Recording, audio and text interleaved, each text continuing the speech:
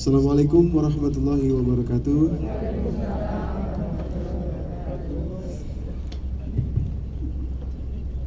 Haji umroh loh.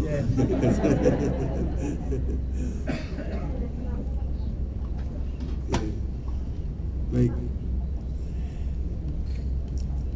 Bismillahirrahmanirrahim. Alhamdulillah. Bapak Ibu yang dirahmati Allah, kita lanjutkan ya diskusi atau sharing kita. Mudah-mudahan kita tetap semangat karena ini menurut saya lebih penting dari yang tadi, dan nanti yang ketiga lebih penting dari yang kedua ini gitu. Jadi insya Allah penting semua.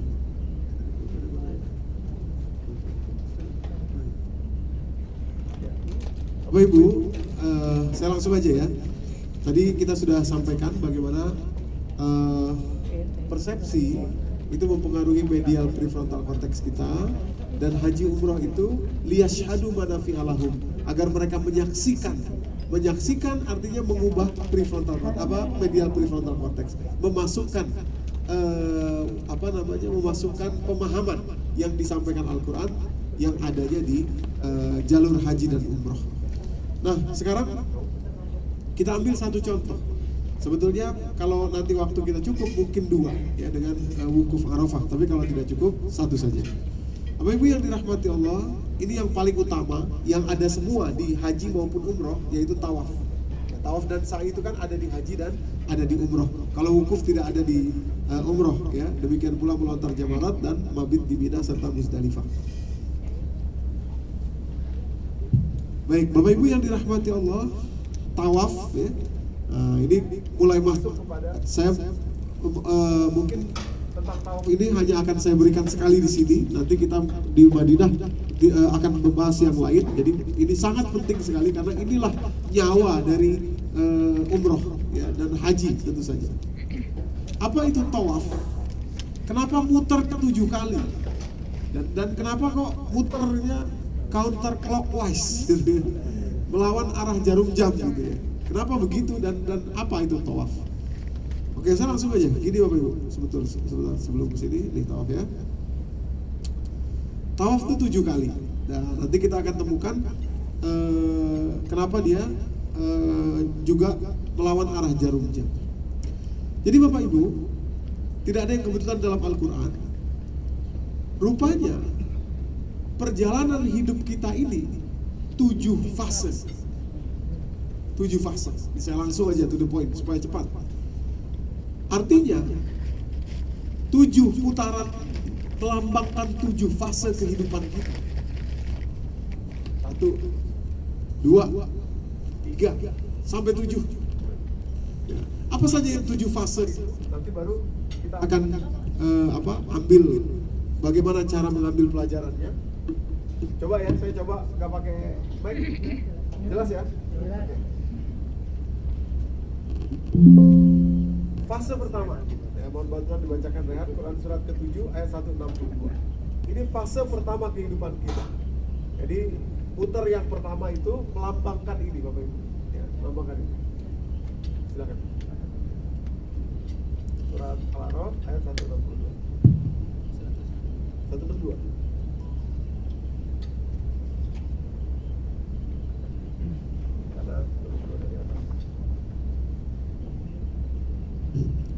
Bismillahirrahmanirrahim. Maka orang-orang yang zalim di antara mereka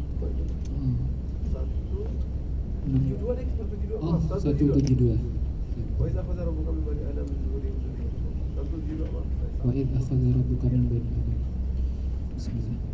Dan ingatlah ketika Tuhanmu mengeluarkan dari sulbi tulang belakang anak cucu Adam keturunan mereka, dan Allah mengambil kesaksian terhadap roh mereka seraya berfirman, bukankah aku ini Tuhanmu?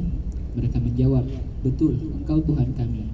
Kami bersaksi, kami lakukan yang demikian itu agar di hari kiamat kamu tidak mengatakan, sesungguhnya ketika itu kami lengah terhadap ini. Iya.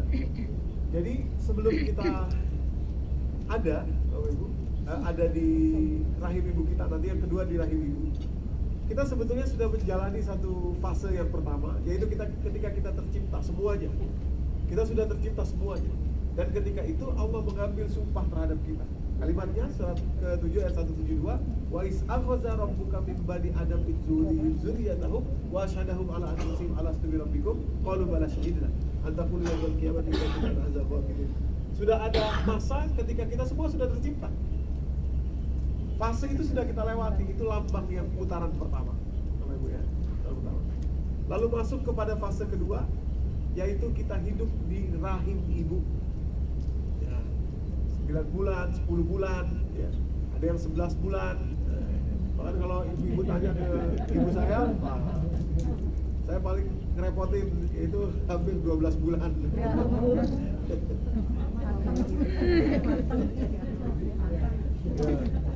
Ya, silakan surat ketiga ayat 6. Dialah yang membentuk kamu dalam rahim menurut yang Dia kehendaki. Tak ada Tuhan yang berhak disembah melainkan Dia, yang Maha Perkasa, Maha Bijaksana. Iya, ini yang kedua. Wallazi yusawwirukum fil arham. Dialah yang membentuk kalian di dalam rahim. Jadi dalam rahim itu fase kehidupan kita juga. Dan itu sudah kita lewati Bapak Ibu. Putaran yang kedua. Ya, putaran yang kedua. Oke. Nah, sekarang putaran yang ketiga. Masa hidup kita di dunia ini sekarang ini. Nah, ini putaran yang ketiga. Ya, surat Al-Baqarah ayat 29 aja kita. Dialah Allah yang menciptakan segala apa yang ada di bumi untukmu, kemudian Dia menuju ke langit. Lalu Dia menyempurnakannya menjadi 7 langit, dan Dia Maha mengetahui segala sesuatu. Iya. Wallazi khalaqalakum ma fil ardi jami'an tsumma stawa ila as-sama' fasawwahunna sab'a samawati wa huwa bikulli syai'in alim. Dia yang menciptakan kehidupan di atas muka bumi ini, kemudian kita hidup di sini, maka Dia beristawa atau bertempat di arsy. Jadi kehidupan kita ini ada di fase ketiga. Ketiga nih ya. Sekarang kita lagi hidup di fase ketiga. Setelah fase ini, kita masuk ke masa atau fase berikutnya, yaitu alam barzakh. Quran surat Al-Mu'minun surat 23 ayat ke-100.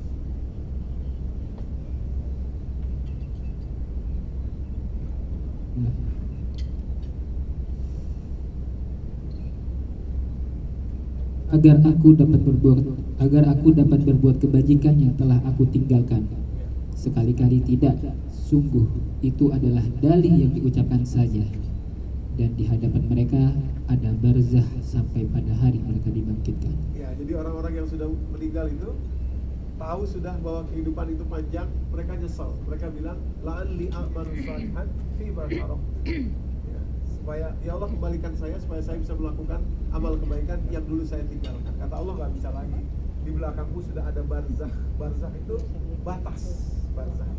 Maka itu di surat Ar-Rahman, barzakhun la yabghiyah. Di antara dua lautan ada barzakh, ada batas. Laut asin dan laut tawar ada barzakhnya. Barzakh itu nggak kelihatan, tapi ada batasnya. Nah, alam berikutnya nanti di alam kubur itu namanya barzakh. Kenapa? Karena ada batas antara alam itu dengan alam sekarang. Itu fase keempat atau lambang putaran yang keempat. Ya. Setelah putaran yang keempat itu, kita masuk ke putaran yang kelima, yaitu surat Al-Ma'arij surat ke-70 juz yang ke-29 ayat 43 dan 44.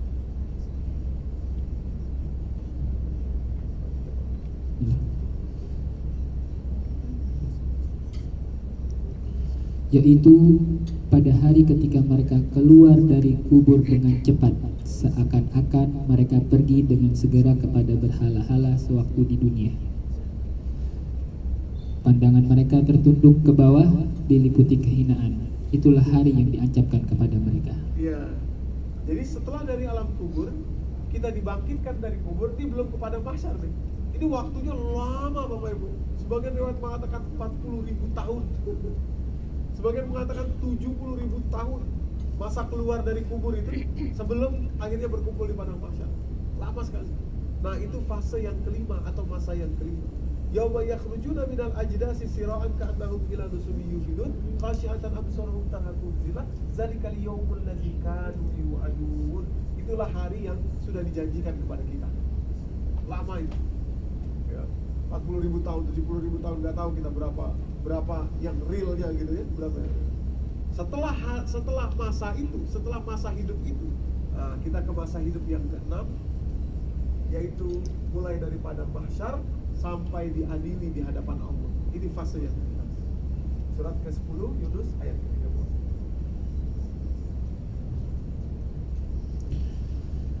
Di tempat itu, padang mahsyar, setiap jiwa merasakan pembalasan dari apa yang telah dikerjakannya dahulu, dan mereka dikembalikan kepada Allah, pelindung mereka yang sebenarnya, dan lenyaplah dari mereka apa pelindung palsu yang mereka ada-adakan.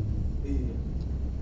Jadi Hunalika itu disinilah itu padang mahsyar, mulai dari padang mahsyar sampai akhirnya berjumpa memberi pertanggungjawaban di hadapan Allah. Itu masa fase kehidupan yang kekal. Berapa lama? Wallahu a'lam bishawab. Mungkin jutaan tahun, mungkin ribuan tahun, kita nggak tahu. Nah, baru fase yang ketujuh atau melambangkan putaran yang ketujuh adalah fase kehidupan abadi.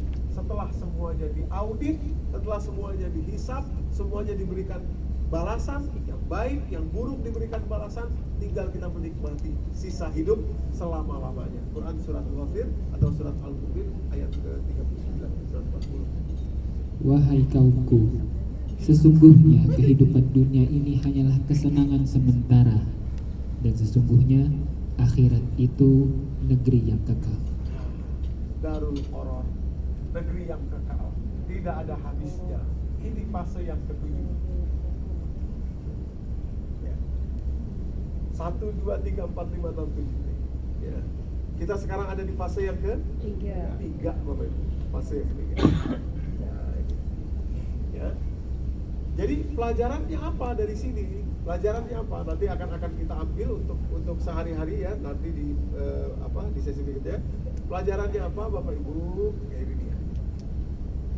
Kalau istilah kerennya sekarang itu namanya gratitude terapi.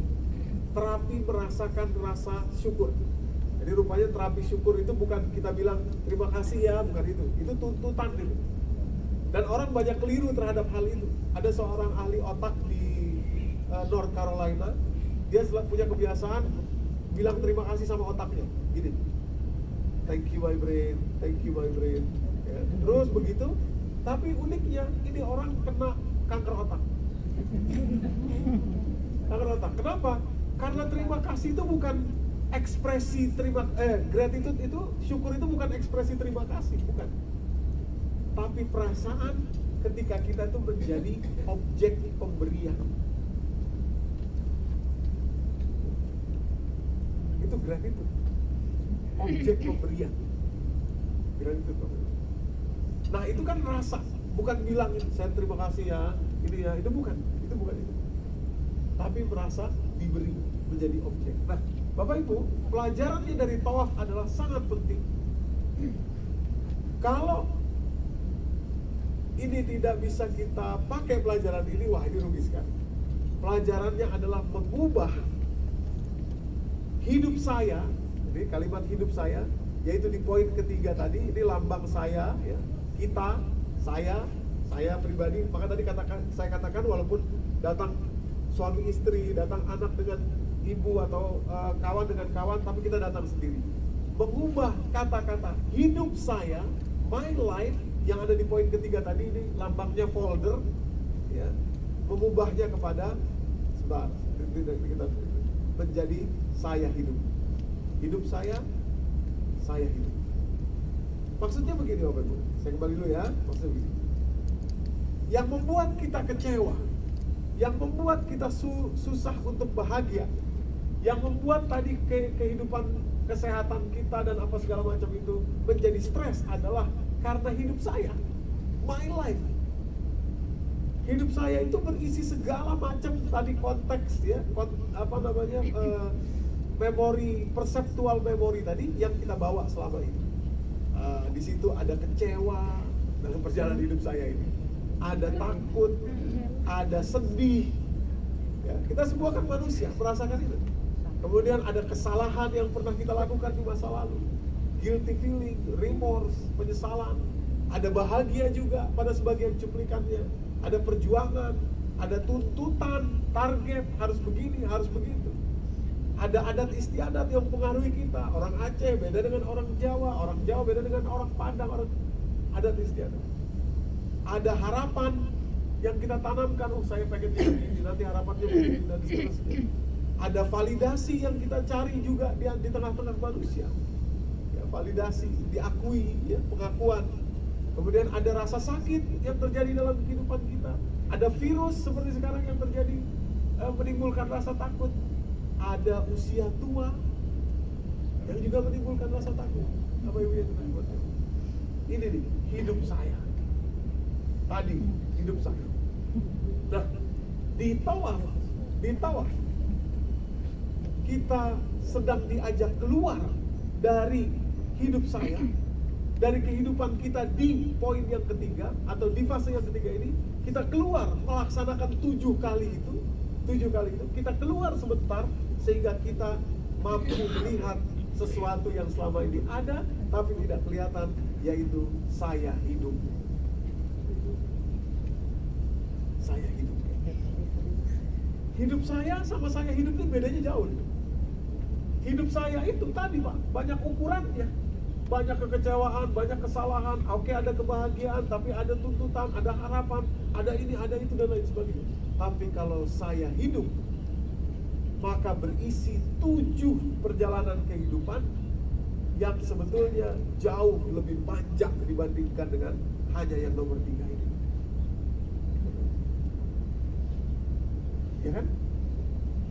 Jadi tawaf ini saya mungkin berkali-kali saya mengubah cara. Bagaimana caranya supaya kita bisa merasakan bahwa kita tuh pernah nggak ada kita ini, dan kita sekarang sudah ada dan akan terus ada selama-lamanya sampai poin itu. Nggak ada habisnya Pak.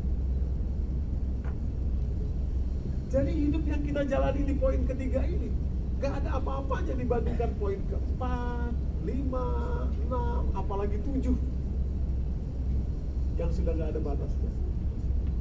Jadi untuk apa kita kecewa, sedih,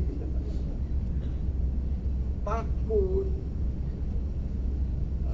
cemas di poin ketiga ini? Oh, cuma sebentar. Ya, oke.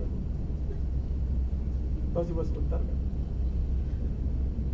Tapi karena kita selama ini nggak kelihatan nih 1, 2, 4, 5, 6, 7-nya, kita fokus hanya di poin ketiga saja. Akhirnya semua energi kita fokus ke situ. Wah, ini harus ini harus ini harus berhasil, ini harus begini, ini harus begini, dan lain. Tapi tawaf kita diajak muter, padahal kita belum kita masih ada di hidup kita saat ini ya. Tapi kita muter itu lambang bahwa kita bisa merasakan, oh iya, nanti saya ada di alam barzah, di putaran keempat. Oh iya, nanti saya ada di alam dibangkitkan dari kubur. Wah, itu lamanya berapa lama? Di poin ke-6, oh iya, nanti ada berdiri di padang mahsyar sekian lama. Oh iya, nanti di poin ke-7 atau di putaran ke-7 hidup selama-lamanya.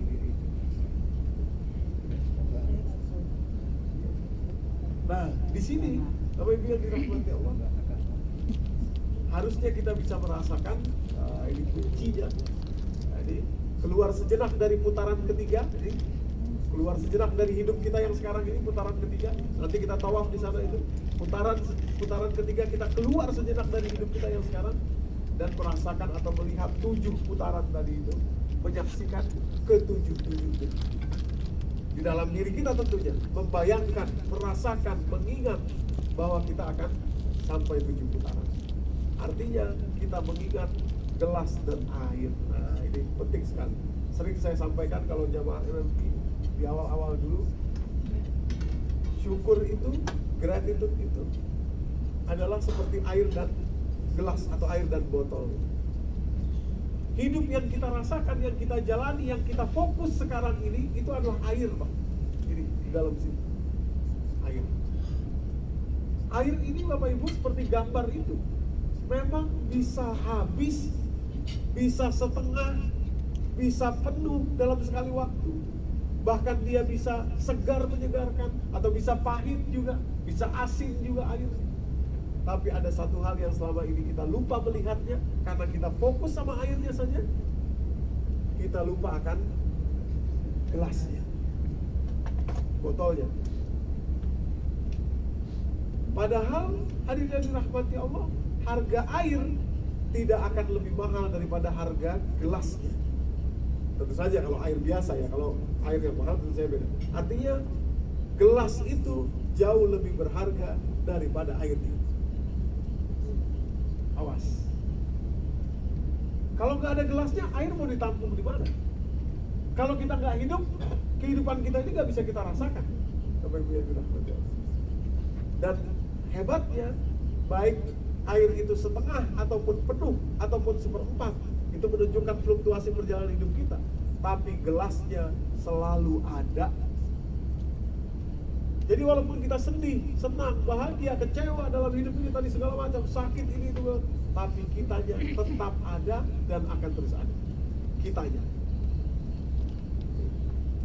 tetap ada dan akan terus ada, Bapak Ibu. Ya. Inilah tawaf. Ya, merasakan ini. Merasakan ini. Ini merasakan bahwa saya sudah hidup, ya, saya sudah ada di dunia ini, ya. Kehidupan saya itu satu tempat yang lain. Kali itu kita keluar untuk merasakan bahwa saya sudah hidup, merayakan itu saya sudah hidup 7 putaran.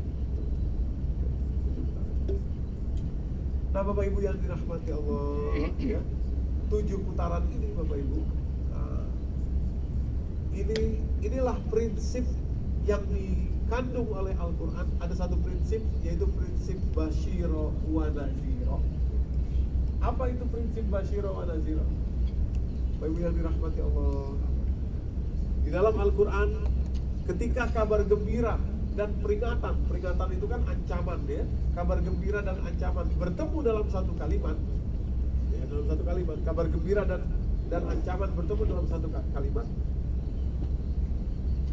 Lebih banyak disebutkan kabar gembira lebih dulu, baru kemudian ancaman, daripada ancaman lebih dulu dan kemudian kabar gembira. Jadi kabar gembira yang disebut lebih dulu, baru kemudian ancaman, itu 6 kali disebut dalam Al-Quran. Kalau peringatan disebut lebih dulu hanya 2 kali. Jadi mestinya attitude kita terhadap 7 putaran kehidupan ini, Bapak Ibu yang dirahmati Allah, adalah kabar gembira 5 kali lebih banyak daripada peringatan. Jadi Ustadz, apakah kita harus takut terhadap mati, terhadap alam kubur, terhadap perjalanan fase berikutnya? Silahkan takut, tapi ingat, rasa takutnya itu harus 5 kali lebih rendah daripada harapan bahagia.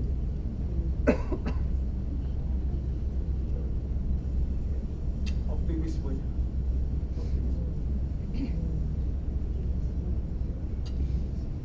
Coba kita bacakan salah satunya, ya. Jadi Basyiro baru kemudian Naziro. Nah, mungkin kita ambil Quran surat kedua ayat 119. Silakan berlihat.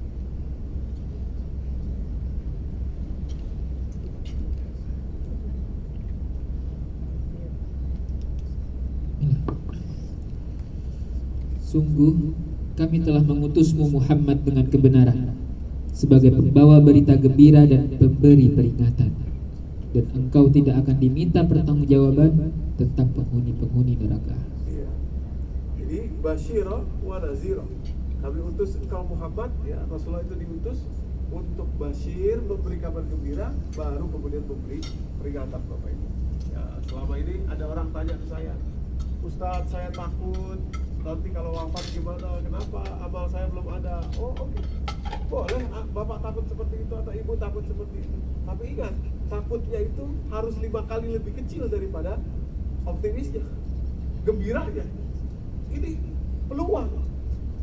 Hidup kita nggak ada apa-apanya kalau dibandingkan hidup berikutnya. 5 kali lebih rendah, harus 5 kali lebih rendah. Gitu, Ibu.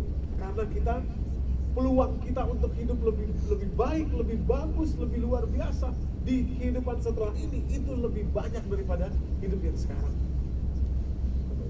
Kalau sekarang kan terbatas. Ya tadi, mohon maaf kita kembali lagi ke sini. Kalau hidup saya terbatas sekali, banyak banget yang membatasi sampai penuh. Kecewa ini gara-gara si anu, pengkhianatan anu, ini itu bla bla bla, dibohongi orang, macam-macam, Bapak Ibu. Itu kalau hidup saya. Saya yakin kalau semua kita diputar kehidupan ini pasti ada semuanya ini. Pasti ada semuanya dalam kehidupan kita. Bukankah itu gak enak dan amat terbatas? Nah, kalau saya hidup, betapa beruntungnya kita sudah hidup ini, karena kita masih akan punya 4 perjalanan lagi yang betul-betul panjang luar biasa, gak ada habisnya. Jadi yang sekarang ini ya sudah ya. Bisa ditangkap nih Bapak Ibu ya, bisa ditangkap ya. Ini tawaf loh, ini penting sekali. Ini esensi daripada haji dan umroh, tawaf ini. Karena tawaf itu dilakukan oleh haji dan juga dilakukan oleh umroh. Oke, Bapak Ibu ya. Ini ada lambang melihat ya, melihat hidup yang 7 ini ya. Jadi putaran itu melihat itu. Nah, maka itu Bapak Ibu, dalam umroh kita ini ya, saya mengambil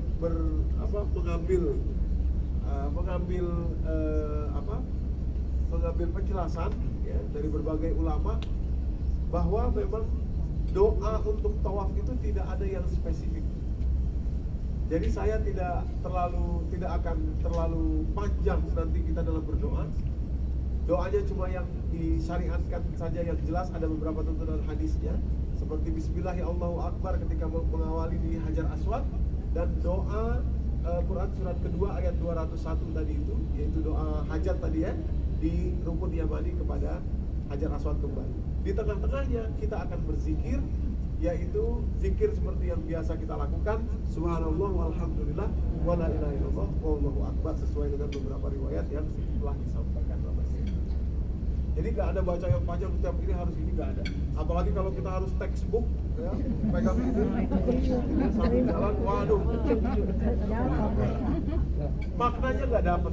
Jadi dalam putaran itu kita menghayati, oh iya, abis ini saya putaran ketiga, masuk alam barzah.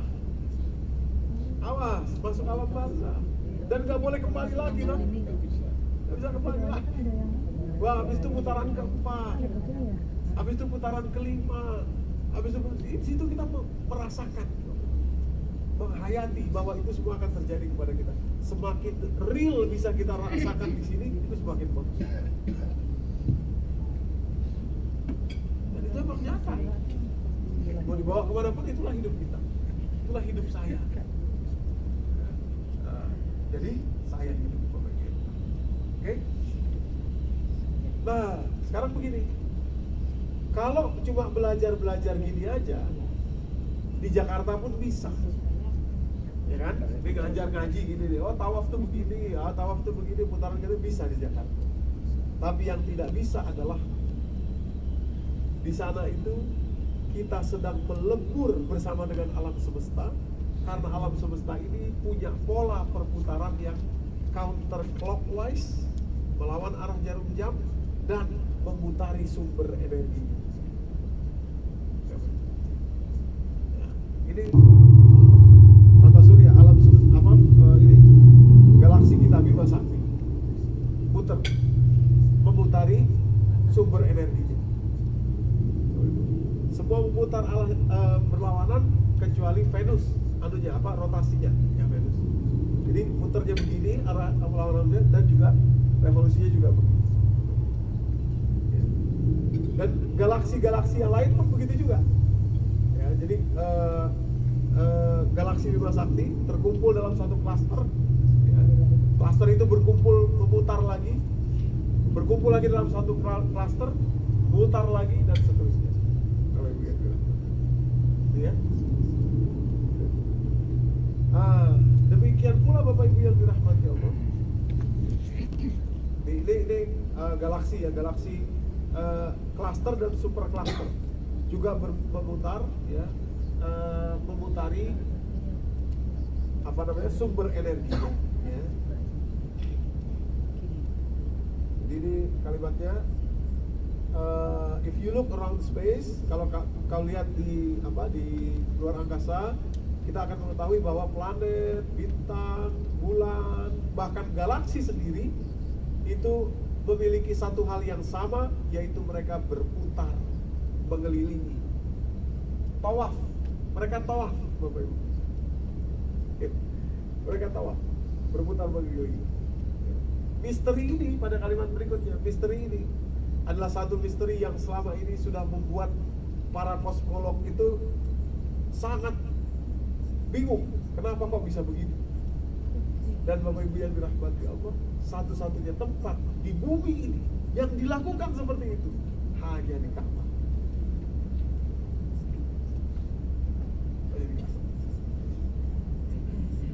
Berputar mengelilingi sumber energi. Nah, itu galaksi tadi ya. Itu. Begitu juga atom di dalam tubuh kita. Ini ada video juga mengenai ini. Ya, kalau di zoom, ini zoom, terus masuk ke dalam rambut kita, tubuh kita, semua yang ada ini, semuanya ini di dalamnya itu terjadi tawaf.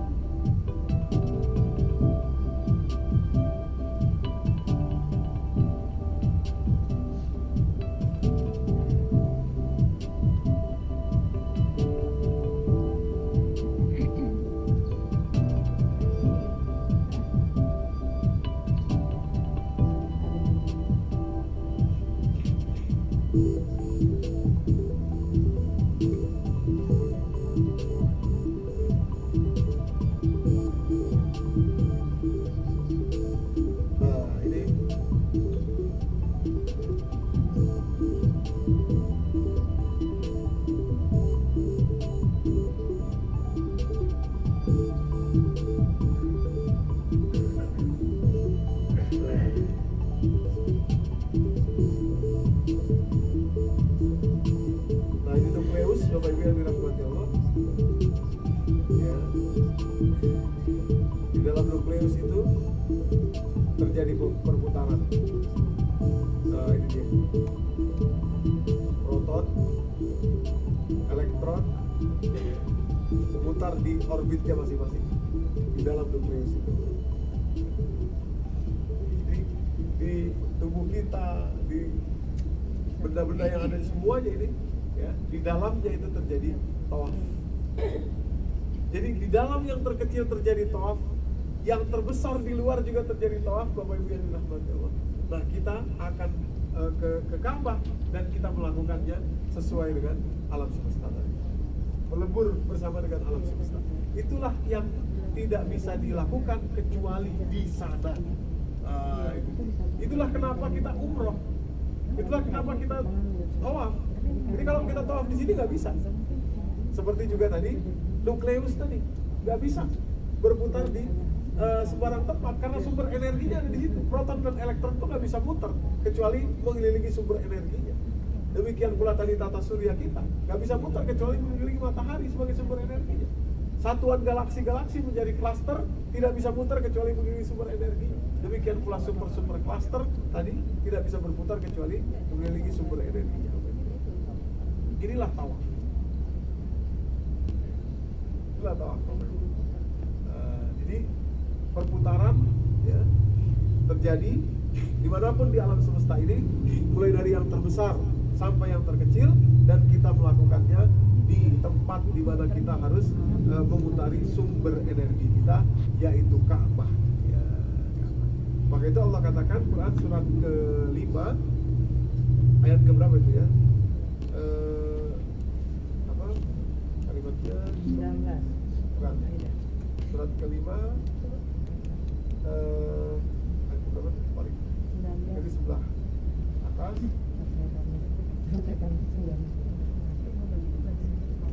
Ja'alallahu Ka'batal Baitul Haram qiyaman lin-nasi wasyahral haram, itu ayat berapa ya?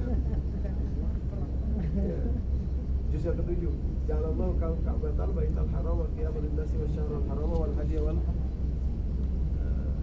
hadiah. Surah 100 tuh. Nah, 9. Ya, di belakang di Ja'alallahu Ka'batal Baital Haram. Ayat 97.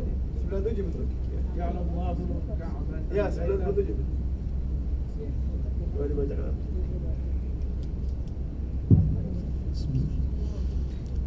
Allah telah menjadikan Ka'bah Baitul Haram sebagai penegak urusan agama dan dunia manusia. Demikian pula bulan haram, hadiu dan qalaid. Yang demikian itu agar kamu mengetahui bahwa Allah mengetahui apa yang ada di langit dan apa yang ada di bumi, dan bahwa Allah Maha mengetahui segala sesuatu.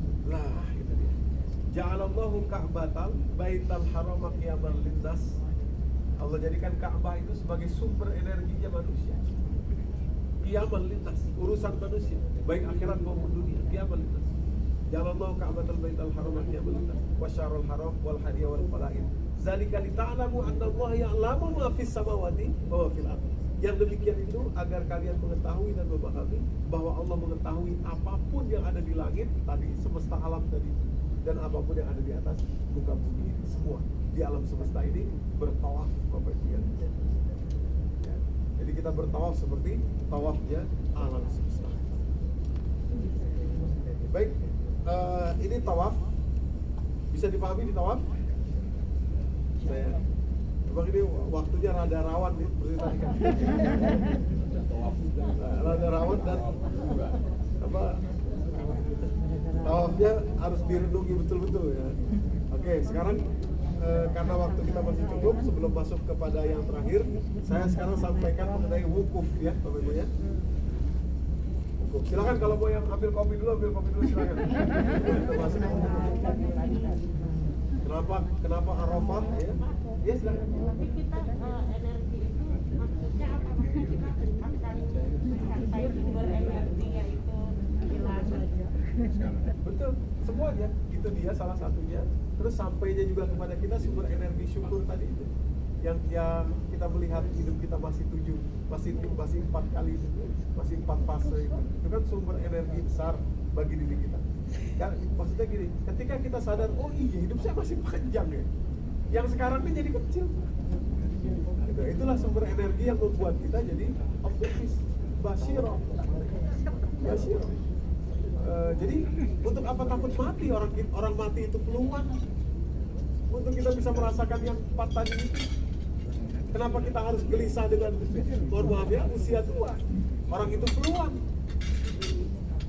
Dan kenapa kita harus terlalu mikirin sama hidup kita yang di ketiga ini? Orang ini nggak ada apa-apanya, sementara cuma 80, 90 tahun, 100 tahun paling banter. Yang sana buat tahun, miliaran tahun, jutaan tahun. Nah, itu sumber energi yang dimaksud. Jadi energi langsungnya kepada Allah dan juga energi gratitude yang ada di diri. Setelah kita bisa melihat ketujuh-tujuhnya, menyadari bahwa hidup kita masih 7 lagi, masih panjang. Masih. Jadi episodenya akan bersyukur kita eksis. Ya. Di Allah kita eksis. Dikasih Sudah eksis, kesempatan. ya betul sekali. Dan masih ada waktu kita untuk menyiapkan yang 4 tadi itu. Itu sumber energi. Basyir ya, kabar gembira. Silakan Pak. Ya. Ya.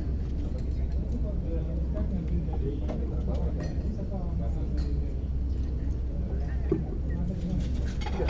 Dari Al-Quran kan kita sampai ke ayat lain.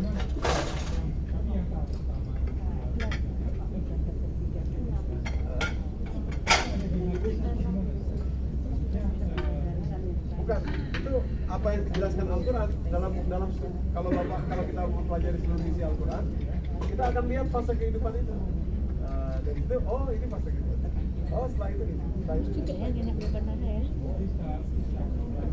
Ya. Iya. Fase kehidupan yang ada lagi Bapak Ibu? Silakan.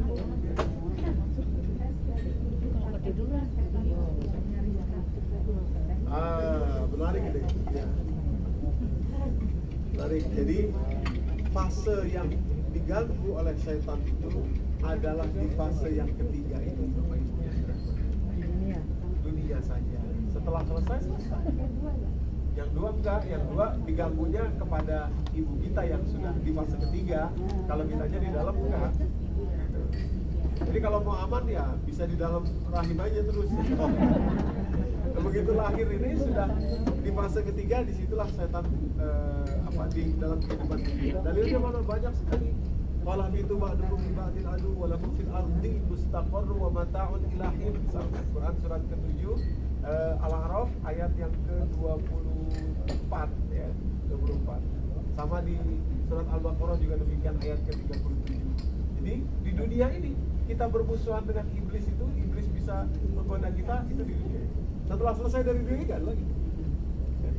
Makanya dia akan mati-matian mendatangi kita ketika sakaratul maut supaya jangan sampai kita keluar itu dalam kondisi la ilaha illallah. Karena disitulah ininya dia, pertarungan jadi. Demikian kira-kira menjadi. Ada lagi yang lain Bapak Ibu? Ya, silakan. Jadi fase pertama itu kan ditetapkan oleh Allah itu yang 50.000 tahun ya sebelum kita lahir ke dunia. Iya, sebagian riwayat mengatakan 50.000, ada yang mengatakan 70.000. Jadi kita sudah ada sebenarnya dulu ibu-ibu, bapak-bapak. Cuma ketika itu kita tidak tahu dan tidak saling mengenal. Nanti akan jadi anak siapa, akan lahir dari mana, akan menjadi ibunya siapa, bapak. Nggak tahu. Itu kita sudah tercipta ketika itu. Lagi bu, yang lain? Perjalanan menuju itu 3 itu yang menentukan sebenarnya. 3 itu paling menentukan. Itulah ujiannya itu di sini. Kalau sini selesai, yang semua lain sudah selesai. Sudah enak. Kalau di sini kita gagal semua. Maka itu gratitude tadi itu seperti ibu katakan tadi, kita masih diberi peluang untuk bisa membalik. Kalau memang skor sementara ini, kalau di ibarat pertandingan, skor sementara kita masih kalah, masih ada waktu untuk membalik itu. Basyirah wa nasirah, itu energinya ya, untuk bisa memenangkan di fase ketiga ini. Ada lagi yang lain? Ya.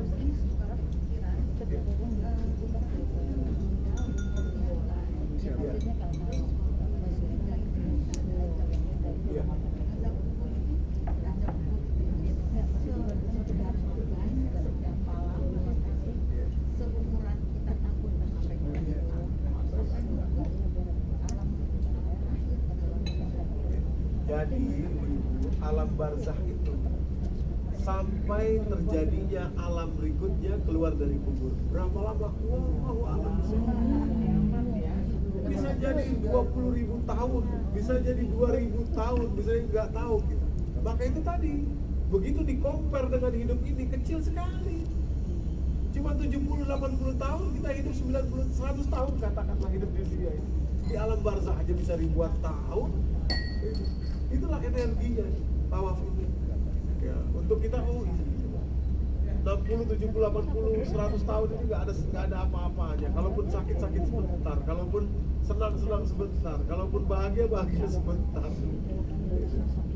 Tadi kata Bapak, kalau kita nggak selesai, nggak menang di fase ketiga ini, kesananya nggak ada, nggak bisa balik. Seperti tawaf ya, tawaf kalau kita sudah muter nggak bisa, balik mundur, nggak boleh. Nggak boleh, harus mulai dari satu lagi.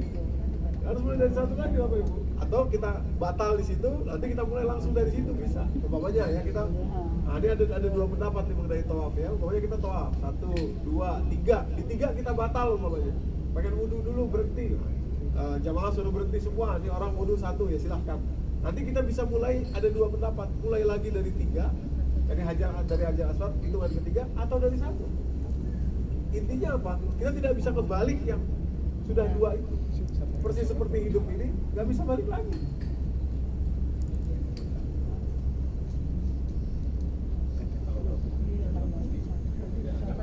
Iya boleh. Mengingat bahwa ketiga inilah yang menjadi ini kita ya, pertempuran ya, ada di momen yang ketiga ini. Oke. Ada lagi yang lain mengenai tawaf? Ada lagi? Ya, Bu Dewi silakan. Iya, makanya nanti caranya gini, kalau cuma wudhu saja, kita bawa botol yang semprot-semprot. Itu gampang, jadi kita bisa wudhu dengan 1 kali saja, semprot gitu. Kecuali kalau kita ingin hajat, misalkan ke kamar kecil dan lain sebagainya ya harus jauh. Jadi kita bawa botol kecil untuk semprot saja. Kalau kita batal bisa kita bilang nanti dalam tawaf sampaikan ke saya batal umpamanya. Nah kita akan tunggu dulu, nggak apa-apa. Bikin Bu. Ya Pak Adam.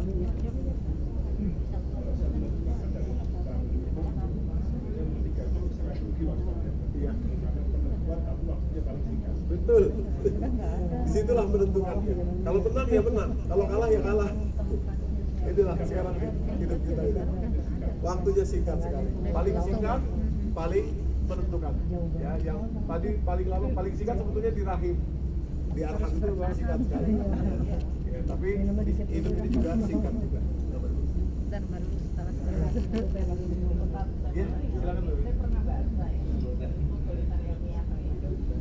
Jadi terkait perbesaran yang melawan agen suami kan ya. Ya. Seandainya tidak ada yang berziarah ke Mekah Apa? dan tidak ada yang tawaf, makanya sepeda makin tinggi katanya bisa terjadi bencana katanya benar ya. Ya, Teori mungkin sih bisa jadi menarik juga kalau memang bisa diteliti, karena beberapa fakta ditemukan memang seperti pesawat gak ada yang lewat ke atas itu, juga burung gak ada yang terbang di atas itu, karena ya ada yang bilang beratnya magnetnya dan lain sebagainya. Tapi saya kurang tahu detail mengenai itu. Tapi menarik sekali. Iya.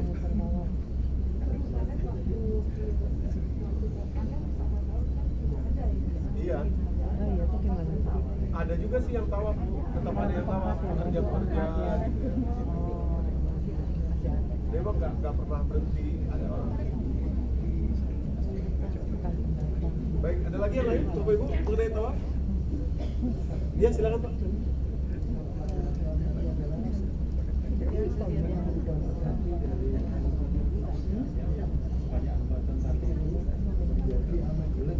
Saya gitu.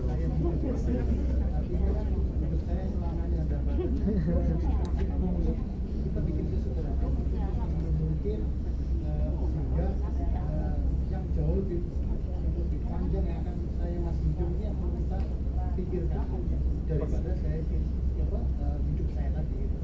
Persis, betul, persis sekali. Jadi kita masih punya panjang. Ini yang mesti kita pikirin, ketimbang kita pikirin hidup saya tadi dengan segala persepsi saya, dengan segala apa yang sudah terjadi pada saya. Itu nggak ada habis-habisnya, dan itulah medial prefrontal cortex tadi, kalau kita kembali tadi konseptual memori yang terkonsep, kesimpan di sini. Ada trauma ini, ada trauma itu, masa lalu begini, kesalahan anak-anak, semuanya ada dalam hidup saya, masing-masing kita. Nah, kalau kita fokus terus di situ, kita nggak lihat lagi bahwa kita punya masih masa yang sangat panjang dan banyak itu 7 putaran tadi. Dan kalau dibandingkan nggak ada seujung bukunya ini dibandingkan. Nah, itulah tawaf. Kalau kita berhasil menangkap makna ini dari tawaf, itu luar biasa. Tawaf itu berputar, mengelilingi. Maka itu sa'i itu juga disebut tawaf. Ayat tawaf bihi 158 dari surat Al-Baqarah, karena dia memutari juga. Baik. Ada yang lain? Ya, silakan Bu.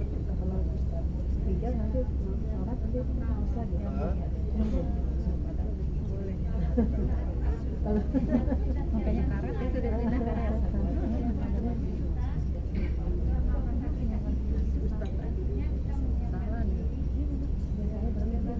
Ada apa yang tawaf terus berhenti lepas sholat. Dari situ. Iya. Iya.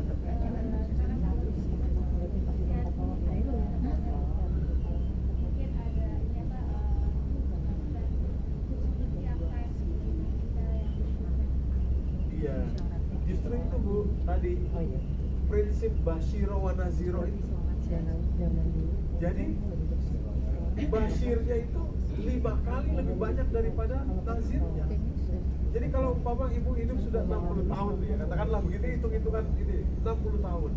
Alah, paling saya cuma, ini misalkan ya, paling saya cuma punya 20-30 tahun lagi.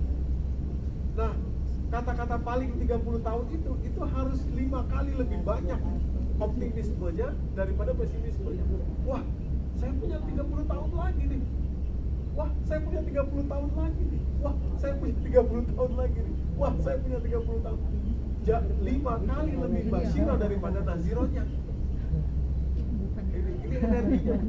Kenapa? Mengingat bahwa kalau kita berhasil, ini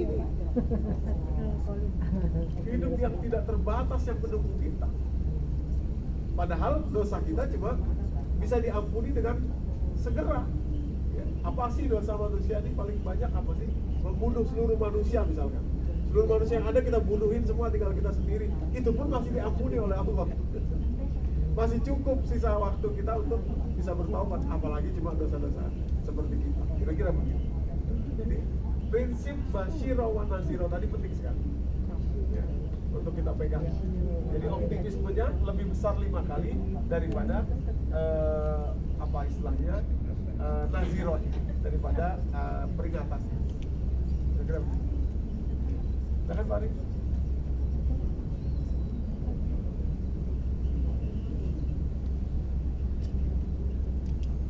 Jadi ini sebagai sebuah energi tadi yang kita kenal sebagai mabrur tadi.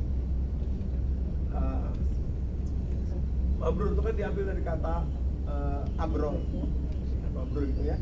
Kita sebenarnya di MMQ pernah bahas itu. Surat kedua 177 itu ya. Laisal birra an tuwallu wujuhakum qibalal masyriqi. Sebenarnya ini ingin saya bahas nanti di Mekah setelah umroh. Sebelum pulang, mabrur itu apa? Mabrur itu apa? Jadi betul sekali, laisal birra an tuwallu wujuhakum qibalal masyriqi wal maghrib, walakinnal birra man amana billahi wal yawmil akhir wal malaikati wal kitabi wan nabiyyin wa atal mala lahum fi zabil qurba wal yatama wal masakin wa ibnas sabil wasail wa fil qawmi dan seterusnya itu ada 18. Nah, implementasinya pulang dari sana sebagai implementasi dari tawaf tadi, memperbaiki tadi istilah Bu Lukman adalah basyirahnya kita terhadap 18 kriteria mabrur itu yang membuat kita optimis kita bisa memenangkan sisa hidup kita yang mungkin hanya sekian banyak itu. Dan nanti ingin saya sampaikan setelah kita akan pulang, sebelum pulang, 1 hari sebelum pulang insya Allah. Gitu. Ada lagi yang lain? Cukup? Baik. Oke, kalau gitu mungkin sekarang kita ke ini dulu ya Bapak Ibu ya, ke quest-nya dulu ya, ke Quranic Unlimited-nya dulu ya. Nanti baru kalau waktu kita cukup kita akan bahas sedikit mengenai wukuf. Kalau tidak cukup wukuf mungkin nanti kita bahas di Madinah ya. Nah, nanti kan ada sesi terakhir kepada teman-teman di Mursidin untuk menjelaskan mengenai detail dan lain sebagainya, termasuk soal penjelasan mengenai ada yang mau naik kereta, bagaimana tingkatnya dan lain sebagainya. Oke. Nah, sekarang kita ke ini. Kalau nanti selesai ini materi terakhir wukuf kita sampaikan di Madinah insya Allah. Jadi umroh ini Bapak Ibu, umrohnya kita ini sekarang ya, ini menggunakan saya akan memperkenalkan kepada Bapak Ibu metode namanya quest. Quest itu singkatan dari Quranic Unlimited Emotional and Spiritual Touch. Jadi gini, idenya sederhana sekali. Nanti kita belajar ke sana. Oh, tawaf tuh ini toh pelajarannya, ya kan? Oh, wukuf tuh belajar bahwa Nabi Adam tuh begini toh. Oh, perang Khandaq, perang Ahzab itu ya. Nah, itu kan Rasulullah begini toh. Ada kalimat arihna bisolah ketika sedang membangun Khandaq dan lain sebagainya. Nanti kita ke sana. Oh, Masjid Qiblatain tuh ini toh. Oh, Makom Ibrahim tuh ini toh. Nah, gitu ya. Total ada 10 yang sudah saya siapkan pelajaran. Nah, pelajaran itu Bapak Ibu kalau lagi disampaikan gini sih enak gitu ya, dan mungkin kita bisa, oh ya saya pengen berubah, pengen itu. Tapi kan masalahnya teori-teori perubahan diri, development gitu, self development itu, beberapa yang saya ikuti itu sulitnya adalah karena tidak daily. ya kan? Tidak harian. Jadi kalau kita lagi umroh ya kita ingat, tapi nanti setelah umroh lupa lagi. Tidak harian sehingga tidak masuk kepada kita. Nah, Bapak Ibu yang dirahmati Allah, sementara, nah ini sedikit saya sampaikan dulu ya, rahasia hewan-hewan yang predator unggul itu adalah mereka punya switching. Jadi kalau Bapak Ibu ambil gambar, lihat gambar ini, ya, di matanya tuh ada switching. Switching itu kalau mereka lagi mengejar sesuatu, range pandangannya itu fokus. Maaf. Ini menarik aja. Range pandangannya itu fokus. Gini. Kejar. Tapi mereka bisa langsung men-switch kepada pandangan yang luas, panoramic view namanya. Panoramic view. Sehingga mereka bisa melihat, oh di sana larinya, di sana ininya, di sana keluarnya dan lain sebagainya. Nah, tadi yang dari tadi kita bicarakan ini, value-value atau nilai-nilai dari umroh ini, Bapak Ibu yang dirahmati Allah, itu kan nilai yang masuk ke dalam tadi ya, medial prefrontal cortex kita kan, konteks kita gini. Tapi seperti tadi Pak Indra katakan ngobrol sama saya nih, kita kan hidup sehari-hari nggak selalu bisa masukin ini. Seperti saya cerita tadi pagi, mobil saya rusak, mesin air saya rusak, dalam kondisi saya betul-betul harus membutuhkan ini. Bagaimana menghadapi? Inilah, disinilah quest. Apa itu quest Bapak Ibu? Basicnya ya. Quest itu perjalanan umroh ini, dan perjalanan umroh ini adalah bagian dari quest, tapi quest itu bukan hanya perjalanan umroh ini. Saya pernah cerita ke Pak Hari, niat saya sebetulnya hari ini tuh bukunya sudah selesai, tapi waktunya nggak cukup. Jadi niat saya tuh saya bisa membagikan kepada Bapak Ibu buku tentang quest ini, tapi waktunya nggak cukup. Mudah-mudahan di berikutnya sudah selesai. Jadi quest itu adalah teknik untuk bisa merasakan ya, kerajaan langit dan bumi Allah. Melihat dan merasakan kerajaan langit dan bumi Allah.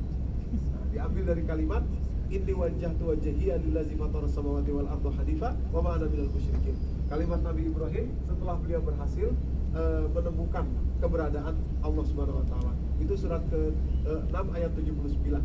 Kalau Bapak Ibu kembali ke ayat 75-nya, kalimat Allah wa kadzalika nuri Ibrahim malakutas samawati wal ardh wa liyakuna minal muqinin. Demikianlah kami jadikan Ibrahim itu mampu melihat kerajaan langit dan bumi ini sehingga hidupnya itu menjadi orang yang yakin. Kita belajar ke sana, mengambil pelajaran dari Nabi Ibrahim untuk menjadi yakin. Yakin itu membuat kita mudah tadi menjalankan apa yang terjadi dalam kehidupan kita. Nah, cara melihat kerajaan langit dan bumi sebetulnya, Bapak Ibu, tersimpan dalam surat Al-Mulk, surat ke-67, surat kerajaan ya, ayat ke-19. Ya, boleh dibacakan mungkin Mas Rehan. Surat 67, surat kerajaan Al-Mulk, ayat 19.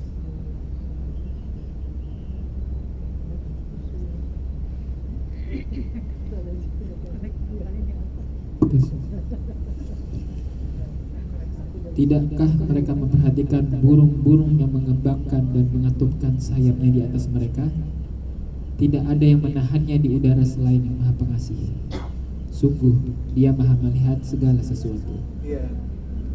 Jadi kalimat awalam yarau ila tayri fawqahum safatin wa yaqbidun ma yumsikuhunna illa rahman. Tidakkah mereka memperhatikan, manusia memperhatikan burung yang terbang, mengembangkan sayapnya, menutup lagi sayapnya. Ma yumsikuhunna illa rahman. Siapa yang menahan sayap burung itu kecuali Ar-Rahman, yaitu Allah. Jadi Bapak Ibu, maksudnya yang dimaksud Allah di ayat ini adalah oksigen.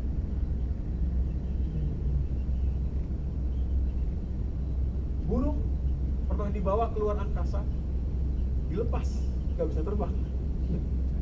Walaupun ruangannya, walaupun lapang. Tapi kenapa? Tidak ada O2, tidak ada oksigen. Jadi yang membuat burung bisa terbang di atas di dalam bumi ini adalah O2, oksigen. Dan oksigenlah Bapak Ibu yang dirahmati Allah. Satu-satunya satu-satunya tanda kerajaan Allah itu yang selalu kita bawa bersama dengan kita kemanapun, baik kita sadar maupun tidak. Ketika kita tidur, kita masih pakai itu. Walaupun kita nggak sadar. Sekarang kita juga begitu. Sayangnya dia nggak berwarna aja. Kalau berwarna, penuh semuanya. Itu tanda Ar-Rahman. Ar-Rahman. Ma yumsikuhunna illa Ar-Rahman.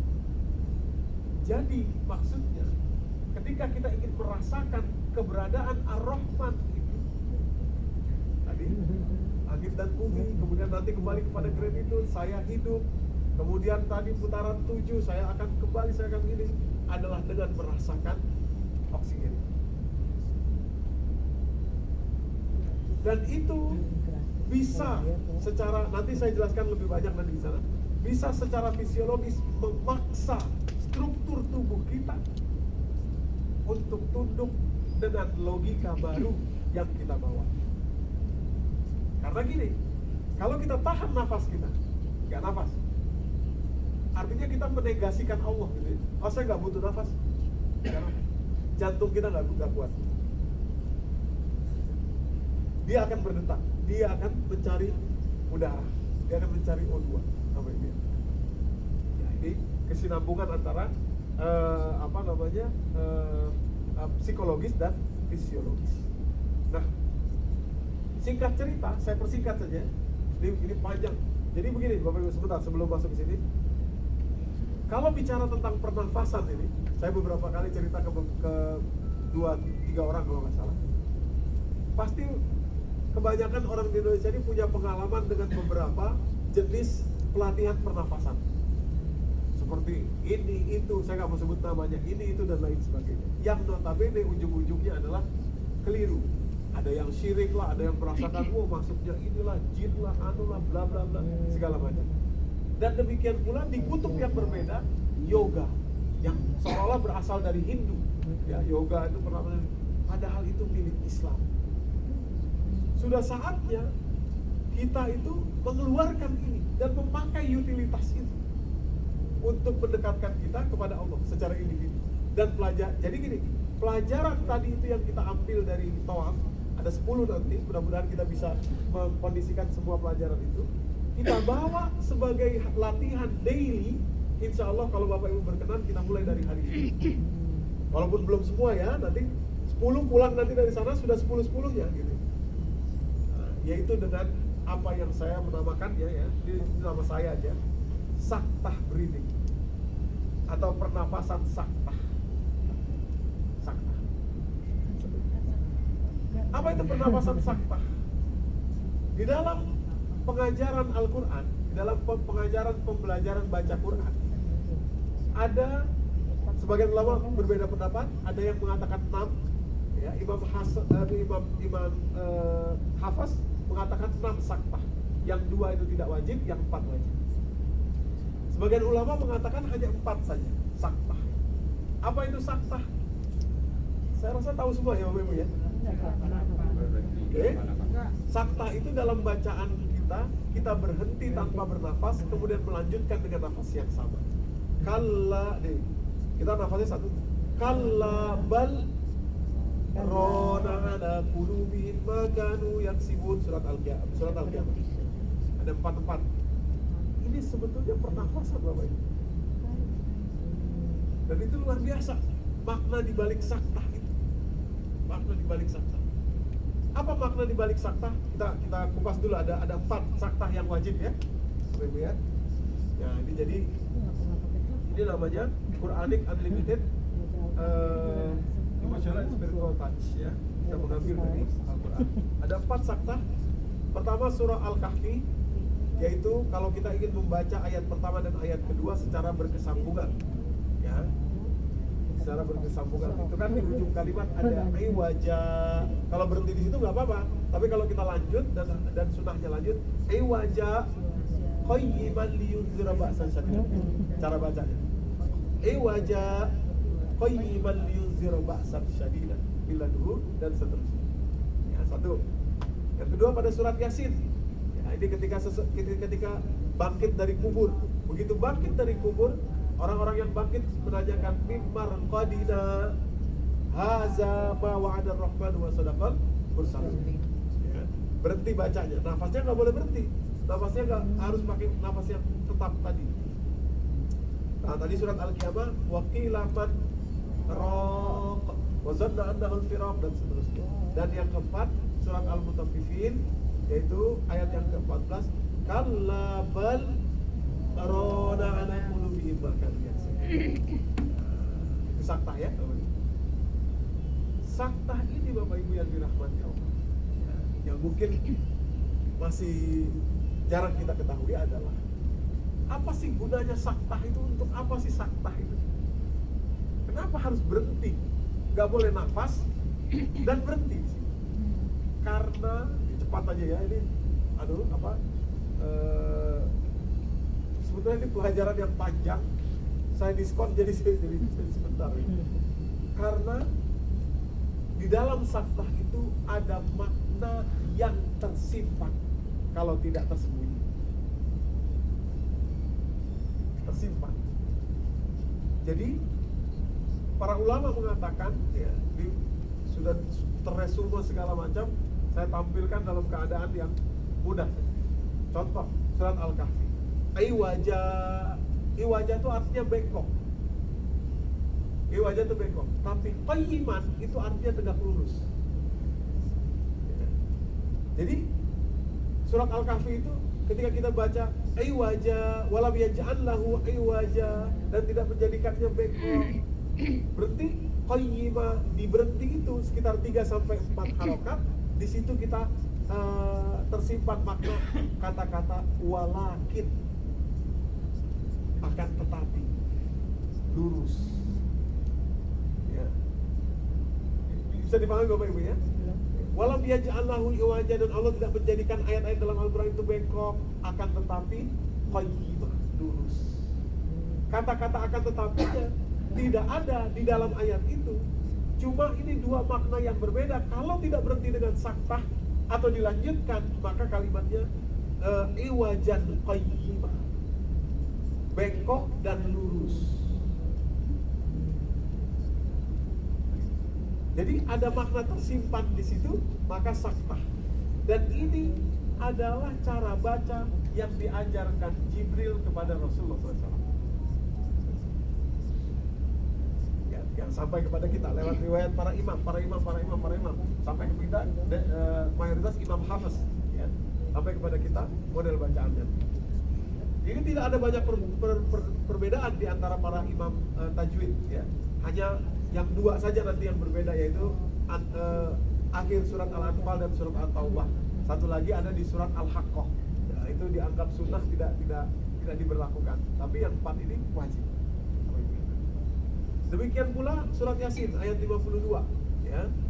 Ketika dibangkitkan dari kubur, orang-orang yang dalam kubur berkata, mimbar qadina, dari tempat tidur kami ini.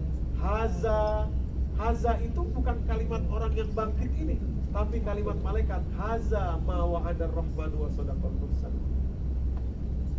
Nah, jadi di dalam surat ke-50 ayat 52 dari surat ke-36 ini atau surat Yasin ini tersimpan makna di dalam saktah itu qol, kata-kata qola, yang yaitu malaikat berkata, haza ma wa'ada ar-rahman wa sadaqal mursalun.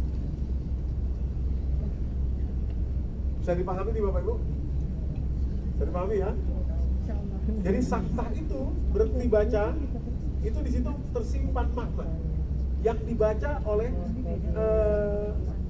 kesadaran kita, tidak dilafazkan tapi dibaca oleh kesadaran kita. Walakin walam yaj'alahu iwajan walakin qayyiman liyunzira ba'san syadidan bila dulu dan seterusnya.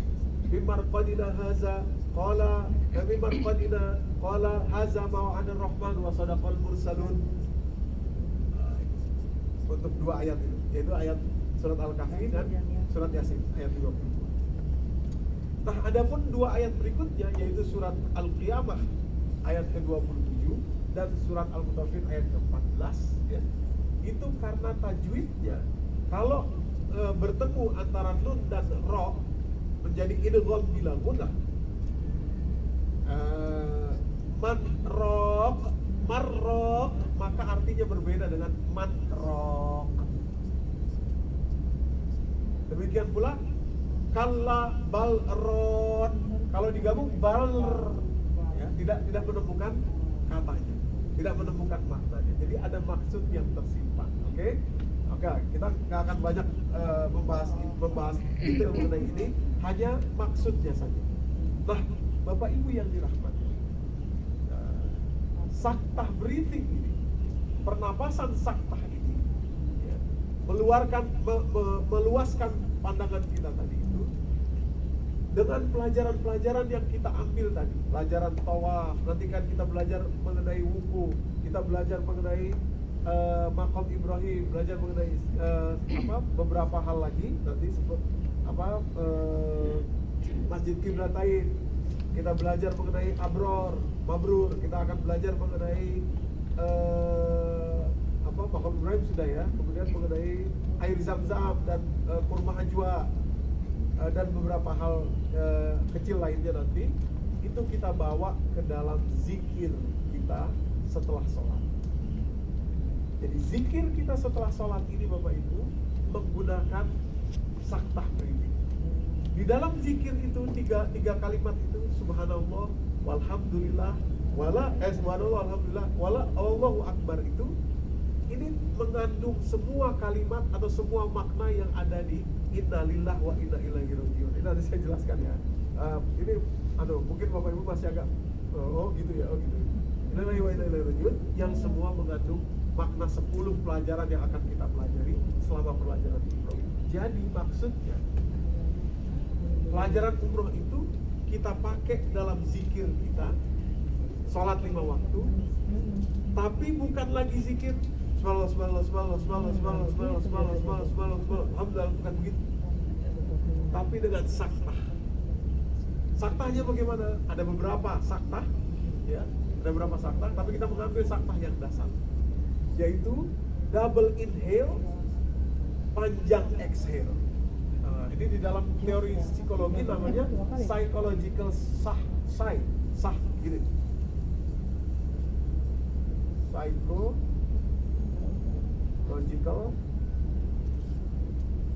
ini.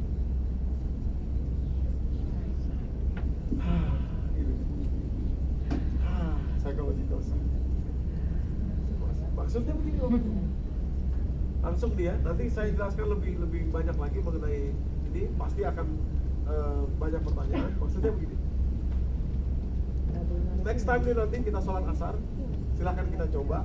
Gak usah kenceng-kenceng gitu ya. Gak usah kenceng-kenceng sampai orang terganggu, jangan.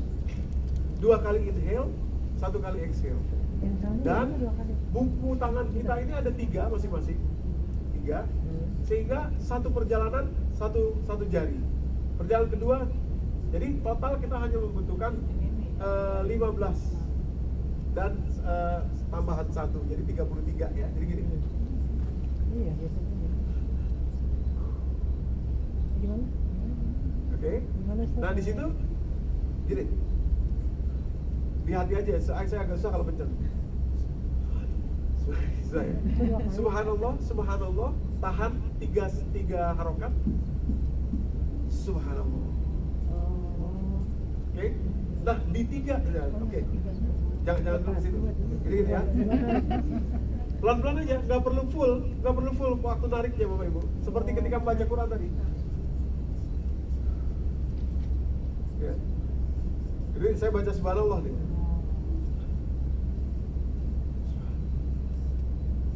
3 harokat tahan aja ya. Oke. Apa? Nah, coba.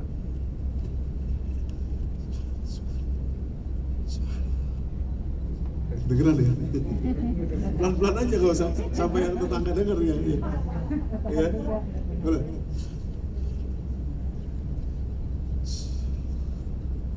Keluarkan sampai habis. Jadi nafas ke-1 dan nafas kedua adalah nafas yang sama, ditahan di situ saktahnya, kemudian dilepaskan dengan kalimat subhanallah, kalimat zikir yang ketiga. Jadi 3 kali.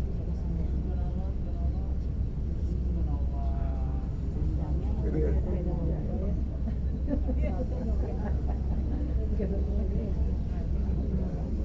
Tapi di mana ya? Iya. Oh, Ibu. 5 kali, ada 5 tiga.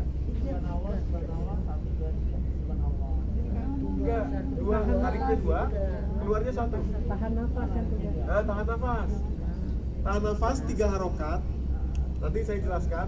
Jadi gini Bapak Ibu, tahan nafas itulah sakta, dan disitulah tersimpan makna. Kalau tadi sakta, kata-kata walakin, kata-kata kola, kata-kata itu. Nah, sekarang di zikir kita simpan makna-makna yang kita ambil dari umroh tadi.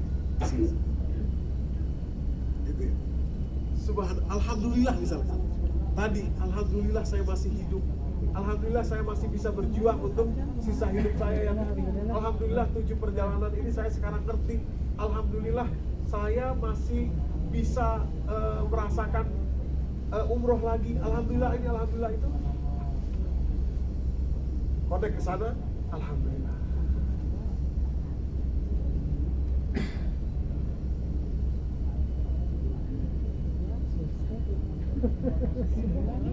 Nah, sebaiknya masuknya dari hidung, keluarnya dari mulut. Tapi kalau tidak bisa, umpama kita sedang bilang, nggak ada masalah, semuanya dari mulut.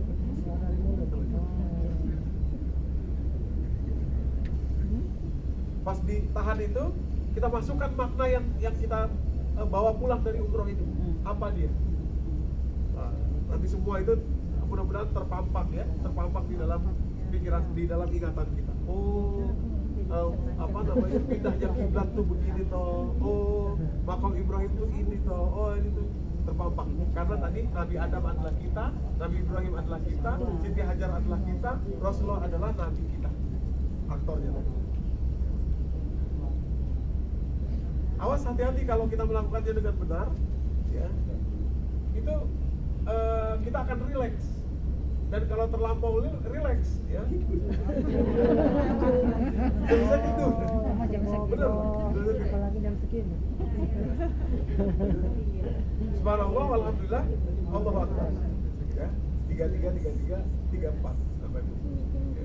Dan itu juga yang akan kita baca di tawaf. Ditambah la ilaha illallah ya kita.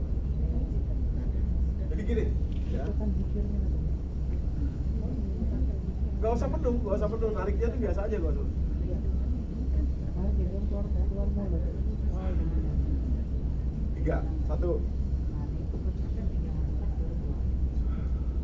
2, dan 6 nih. Terus ya susah. Gitu ya. Sambil kita membayangkan, oh hidup saya, jadi saya hidup, gitu dia. Oh masih ada perjalanan lagi, masih ada tempat fase lagi, masih ada hidup selamanya yang akan kita tuju. Kita masih beruntung, masih bisa hidup, masih dalam hidup ini kita masih diingatkan akan ini. Nah, itu di makna-makna zikir tadi. Subhanallah itu sebetulnya cocok dengan wukuf Arafah nanti. Karena subhanallah itu diucapkan di dalam Al-Quran ketika seorang hamba itu merasa bersalah, merasa keliru dia. Malaikat ketika interupsi kepada Allah dalam surat Al-Baqarah mengatakan subhanaka la ilma lana illa ma 'allamtana innaka antal alimul hakim. Nabi Yunus ketika marah kepada kaumnya kemudian ditelan perut ikan, di dalam perut ikan beliau mengatakan la ilaha illa anta subhanaka inni kuntu minaz zalimin. Jadi wukuf Arafah kita belajar bahwa Nabi Adam itu dikeluarkan dari surga tapi justru jadi disayangi oleh Allah, itu dalam kalimat subhanallah. Kita dalam perjalanan hidup kita sering suuzon kepada Allah, sering punya pikiran sendiri, kok Allah ini saya, kok itu saya, kok itu. Seperti Nabi Adam, seperti malaikat ketika interupsi Allah, seperti Nabi Yunus ketika marah kepada kaumnya. Subhanallah. Jadi di dalam saktah subhanallah itu, ketika kita tahan ini, relate ke sana. Oh iya, saya sok tahu sama Allah. Oh iya, saya ini. Keluarkan subhanallah. Maha suci Allah. Allah suci, saya enggak. Allah suci, saya enggak. Saya salah. Saya keliru. Saya ini. Jelas ini? Pastikan ada tadi. Ya silakan Ron. Tadi maksud 3 harokat tadi itu akumulasi 2 subhanallah atau setiap subhanallah 2 harokat? Oh. Ada 3 harokat. Ya. Jadi 2 kali tarik harokat. 2 kali tarik saktah keluar. Saktahnya 3 harokat. 1, 2, 3 detik tahan. 1, 2, 3 keluar. Jadi 1 kali saktan, 3 kali subhanallah, 3 kali lafaz. 2 tarik, 1 keluar. 2 tarik, 1 keluar. Dalam hati saja. Kalau kita lagi sendiri boleh kita baca. Jadi sama banget. Keras. Nanti saya jelaskan ya, di Madinah saya jelaskan bagaimana kondisi fisiologis kita ketika melakukan ini. Ya. Bagaimana di dalam katup darah kita itu, di dalam jantung kita itu ada hormon yang langsung ke otak ketika kita double inhale dan exhale tadi. Ditambah lagi dengan makna subhanallah tadi. Ya, itu istilahnya mendisrupsi sistem tubuh yang selama ini berjalan dalam diri kita. Selama ini kan kita nafasnya 1. Begitu kita 2 kali, dia terdisrupsi. Dan ketika kita keluarkan semuanya bersamaan dengan keluarnya psikologi kita tentang kata-kata subhanallah tadi, oh ya Allah yang suci, saya yang salah. Oh ya alhamdulillah saya masih punya waktu lagi. Sepanjang ini, selama ini saya terlalu pesimis. Apa ini saya? Ini quest. Salah satu quest ya. Nanti ada satu lagi, tapi saya jelaskan di Madinah nanti dalam tawaf. Ya, ada yang mau bertanya lagi, Bapak Ibu? Masih bingung ya?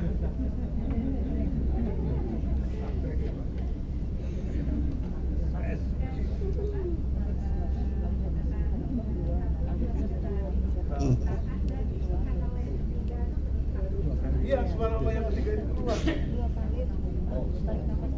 Subhanallah juga, ya. Tariknya itu sama. Jadi kan kita zikirnya 33 kali kan? 33 kali masing-masing 3 kan? 5 bolak-balik 30 tambah 1. Nah, jadi bolak-balik 1 kali tambah 1 dah. 3 semua. Karena ini buku kita ininya 3. Jadi ketika kita pegang 3 ini untuk 3 yang pertama ya, 3 yang pertama.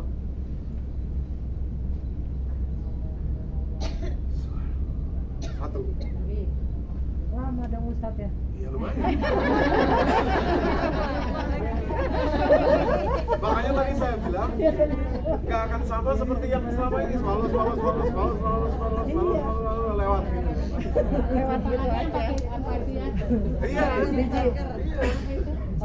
Cetek. Iya. Ya. Boleh. Dua-duanya begini lebih bagus Bapak Ibu. Bapak Ibu kalau nanti ya, dua-duanya begini. Jadi kan 2 kali bolak-balik ya. Dari sini ke sini, balik ke sini tambah 1. Kalau Bapak Ibu pakai dua-duanya, ini lebih bagus. Dan dua-duanya itu secara bersamaan nih, misalkan nih jari tangan kanan dan kiri saya, jari jempol dan telunjuk. Untuk yang pertama, berarti jempol dulu ya, jempol dulu.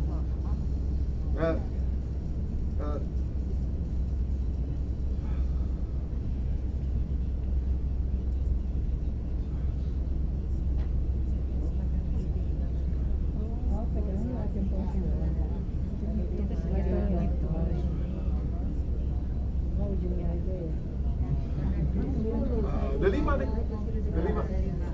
Cepet juga sih sebenarnya. Balik lagi. Ini ada gunanya ya, tekan-tekan gini. Iya, pakai tangan aja. Ini kalau kita gini, terus gini balik. Nah ini mengoptimalkan cerebral asimetri kita antara kiri dan kanan. Dan itu penting sekali untuk mencegah demensia, skizofrenia dan pikun. Iya, ini dengan itu. Karena kan bagus. Kanan tetap kanan kiri. Iya, kiri Di sini satu. Berarti kan satu baris terus yang Ada lagi yang mau bertanya? tambahin 1 udah. Ustaz, ada gunanya nggak Ustaz? Betul. Ini Ustaz, Saya ada lagi ya. gunanya nggak ini? Ya? Ini ditekan ada gunanya nggak? Ada, gunanya ada. Kalau Bapak Ibu memberi tekanan sedikit, ini kan saraf periferal itu Bapak Ibu, saraf tepi itu ujungnya ada di sini, di wajah dan di kaki. Sebetulnya itu rahasia dari wudhu sebetulnya ya. Kita berwudhu, makanya wudhu tuh gini-gini, itu saraf periferal kita. Begitu pula wajah kita. Nah, begitu juga kaki kita. Tentu saja kalau kita tekan, ya, itu ada maknanya, ada pengaruhnya. karena kita bisa misalkan gini, bisa begitu, atau sini saja bisa juga 3 kali, nanti ke sini 3 kali, gitu ya.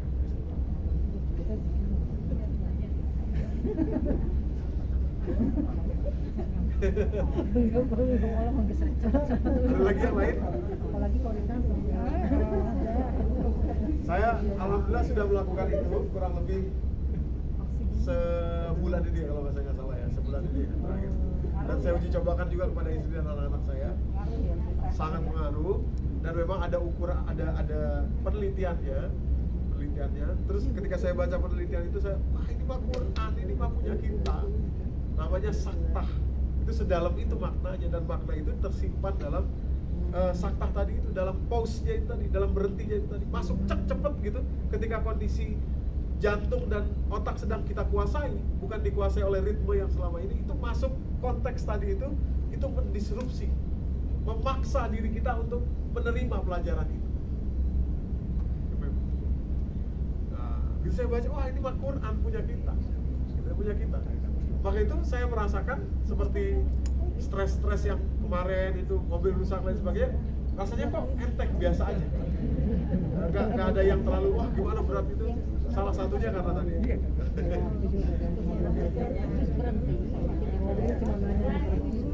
Ya.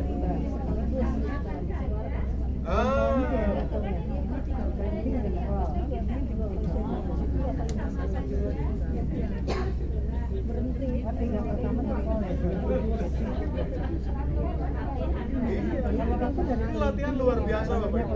Ini ada game-game kecil psikologi ya. Misalkan begini, ayo kita sama-sama deh. Pelatih ini ya. Coba Bapak Ibu, ini tangan kanannya jempol, tangan kirinya telunjuk begini. Masih kering, gini aja. Terus ganti. 1, 2, 3. 1, 2, 3. 1, 2, 3. 1, 2, 3. Ngaco. Nah, gitu. Kok bisa itu? Ini aja sulit kan?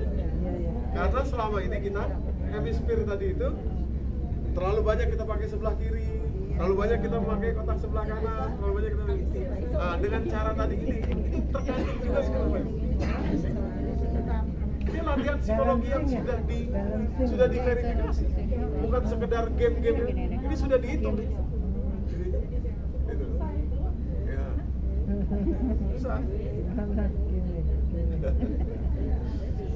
Apalagi kalau yang cincinnya banyak ya. Cincinnya banyak berat. Tadi Ustaz kan nikmati aja yang ada, sangat berlebihan, punya cincin 10 pakai aja.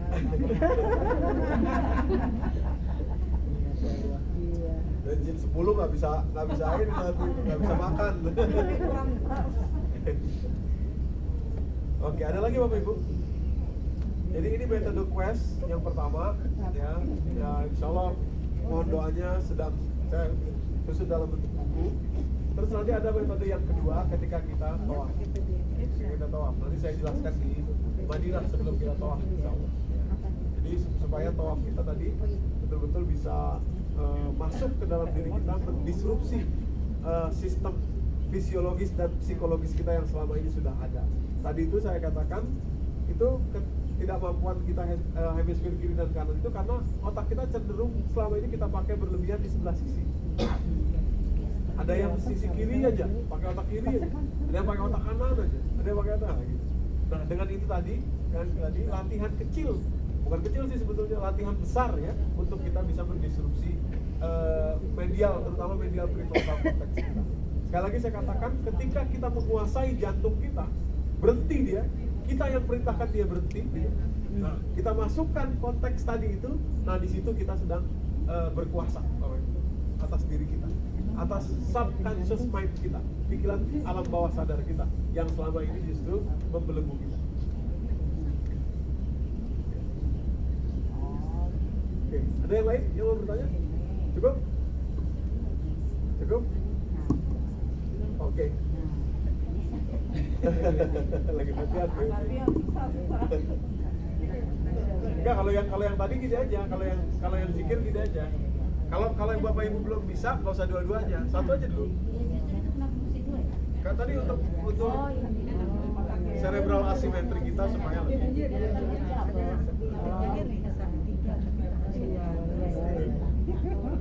Ustadz yang jadi yang pertama yang mana ini ke sini? Jempol dulu. Kalau mau dari jempol, Jempolnya diam sih. kan sebelum 3 kali ya, jempol. Itu melambangkan jempol kan. Nah, terus berarti telunjuk. Jadi sini tambah 1 gitu. Jadi dari positif aja nih. Gimana Bu? Iya, lepasnya dibuang. Dibuang seluruhnya. Tarik 2 kali. Tarik, tahan, buang. Tarik, tahan, buang. Buang aja nanti jangan ada yang ngambil juga. Tahan itu jangan Tarik, tahan, buang ya. Tarik, tahan, buang. Ya, tapi tarik itu di satu nafas yang sama ya. Ya, artinya bukan nafas yang sama tuh gini. Bukan gitu. Tapi Oh dinaikin. iya. 2 oktav berarti ya? 2 oktav ya, boleh 2 oktav. Dua tarikan. Nah, itu mendisrupsi kebiasaan kita nafas selama ini. Jadi jantung kita akan tersentak dengan kebiasaan baru. Ya, seolah kita ingin mengatakan saya pemiliknya. Waktu tarik ini biasa aja, nggak perlu. Yang penting kita subhanallahnya terucap baik dalam diri kita maupun dalam pikiran kita. Tahan, keluarkan.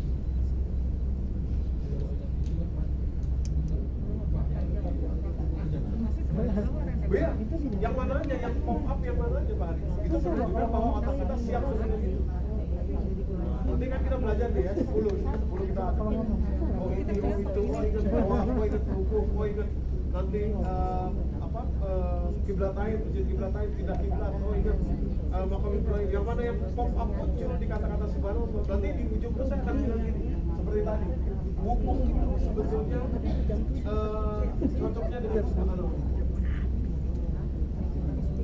Alhamdulillah cocoknya dengan tawaf.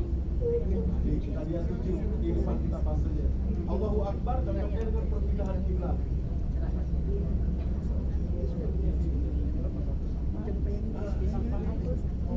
Yang ada sebetulnya dalam Al-Quran. Jadi itu milik kita sebetulnya. Tawaf, alhamdulillah. La ilaha illallah aja kan itu tambahan Terus satu lagi apa? tawaf Nabi Adam dan Nabi. Allahu Akbar.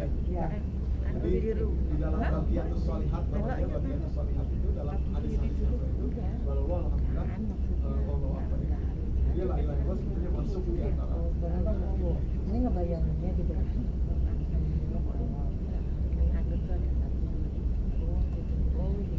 Gimana? Udah kebayang? Siap dicoba nanti ya? Dicoba ya? Sebetulnya enaknya nih nanti setelah berikutnya saya sedang mencari alat yang bisa mengukur bukan tensi darah gitu ya, tapi hormon, dopamin dan lain sebagainya. Jadi enaknya tuh jamaah diukur sebelum melakukan itu. Nanti setelahnya diukur relaksasinya atau HRV-nya, heart rate variability-nya, detak jantungnya. Tapi belum punya nanti lah kalau sudah punya. Kadang ada aritmia yang nanti bisa jadi Dan ujungnya mungkin akan ke situ. Kalau dalam negara ada sekarang gampang. Heart rate variability itu menarik. Heart rate variability. Karena itu bukan detak jantung ya, tapi variabel detak jantung. Beda. Gimana? Masih ada yang mau bertanya? Sudah kebayang semua Bapak Ibu? Sudah? Sudah kebayang semua? Sudah ya? nanti saya jelaskan di Madinah ya.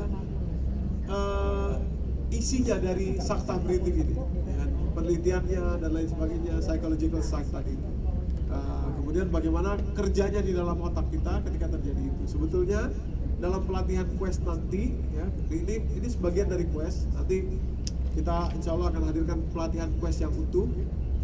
Itu ada bentuk pernafasan lain. Ini dua inhale, satu exhale kan. Nah, nanti untuk yang tertentu ada satu exhale, satu inhale, dua exhale. Tapi ukurannya berbeda peruntukannya. Dan ada juga satu tarik tiga keluarnya 3 kali.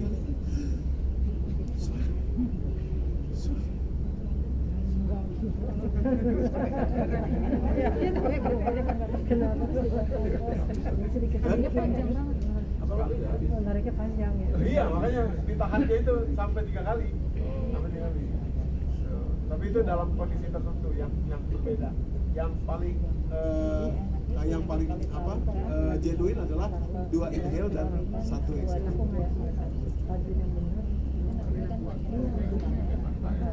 Aku setelah tadi Kalau ini satu sakral. Yang 2 ini satu. Baik, ada lagi Bapak Ibu yang belum jelas yang ingin bertanya kira-kira? Sudah siap? Sudah siap ya? Nah, kalau sudah terakhir saya punya permintaan sebelum kita berangkat. Selain tadi ya, selain zikir saktah tadi, kalau Bapak Ibu berkenan nanti tolong Mas Rehat kita saling mengingatkan di grup ya. Sholat 5 waktu kita mulai hari ini sampai berangkat kita dedikasikan untuk latihan itu ya, saktah itu. Ya oke, agak lama lah, sedikit dari biasanya dari zikir biasa, tapi mudah-mudahan nanti kita akan merasakan manfaatnya. Begitu pula di sana dan kembali pulang. Satu lagi Bapak Ibu yang saya minta mulai hari ini, mulai sholat nanti adalah di setiap sholat 5 waktu ya. Setiap sholat 5 waktu, dan ini selalu saya mintakan ketika berangkat dengan jamaah-jamaah sebelumnya umroh saya, tolong Bapak Ibu ingat wajah atau fisik lah atau siapapun 3 orang di antara kelompok kita ini. Yang lebih bagus yang tidak kenal secara langsung. Jadi Pak Hari jangan dengan Bu Yani ya.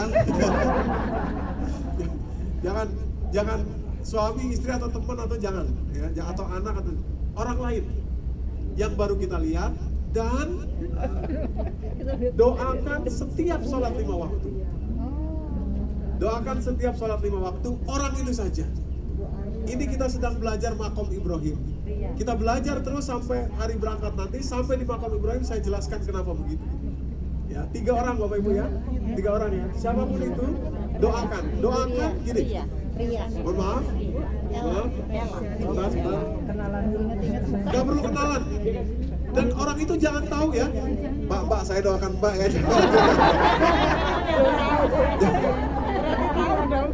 Awas jangan tahu ya. Nggak boleh tahu.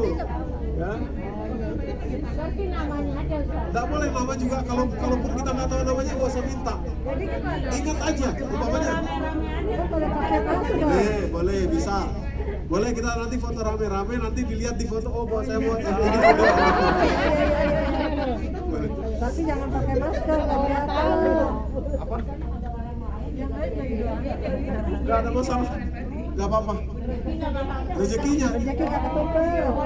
Boleh siapapun. Iya. Yang penting jangan ada yang kebocorin gitu ya. Misalnya doain si Anu, saya jangan gitu. Pokoknya itu simpen buat kita.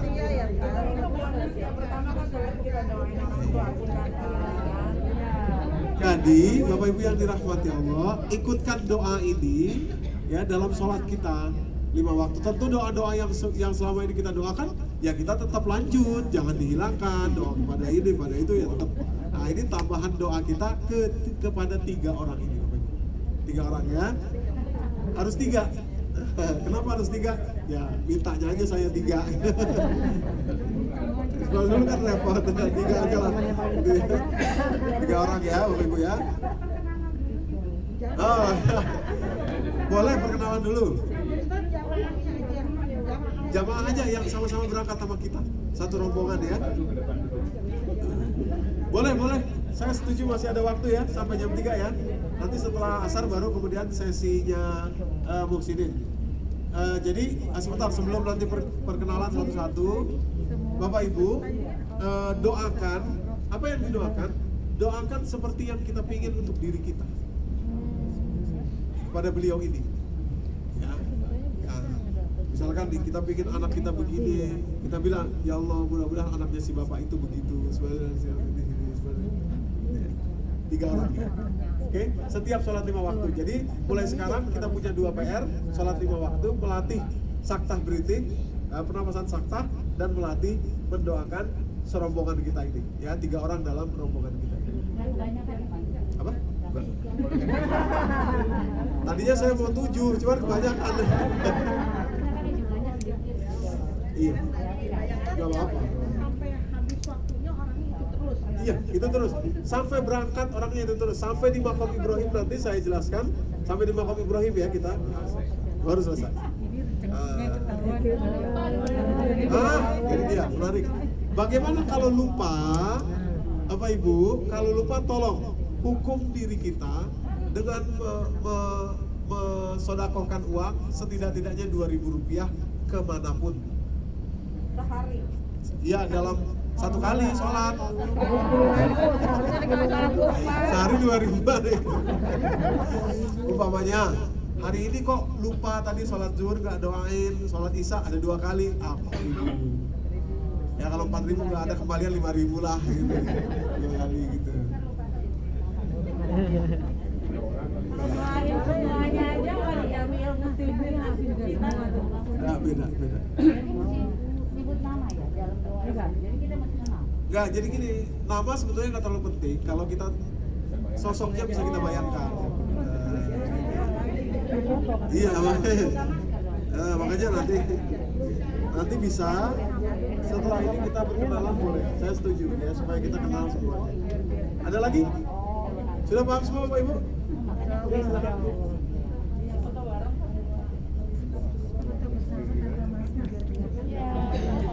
Untuk semua manusia, tapi untuk oke, silakan dulu Ibu. Untuk semua manusia itu maksudnya seperti apa? Karena kan di Masjidil Haram itu sama Madinah itu kan ada tempat yang tidak boleh sama non-muslim. Jadi pengertiannya, makasih Ustaz. Jadi Bapak Ibu, yang disebut An-Nas tadi itu bukan semua manusia, bukan misalkan manusia yang kafir, bukan itu, tapi hajatnya manusia. Hajatnya manusia. Kita sebagai manusia ini hajat kita sama. Mau orang yang besar, orang yang kecil, orang dari Afrika, orang dari Eropa, orang dari Indonesia, hajatnya sama. Ya 5 itu tadi. Sehat, punya keuangan yang cukup, keluarga yang bahagia, punya waktu, punya iman, ilmu, amal, semuanya itu hajat. Nah, jadi panggilan manusia tadi kepada hajat manusia. Nah, bukan sosok manusianya yang Islam, nggak Islam, bukan itu. Kalau itu jelas tidak boleh. Jadi begitu pula panggilan iman itu kepada keimanan kita. Yang dipanggil itu keimanan kita ketika kita puasa. Nah, kenapa begitu? Karena puasa kan orang nggak ada yang tahu. Iman kita lah yang bicara. Demikian pula ini An-Nas ini kepada hajat kita sebagai manusia. Ya, gitu Bu ya. Ada lagi yang lain? Silakan Bu.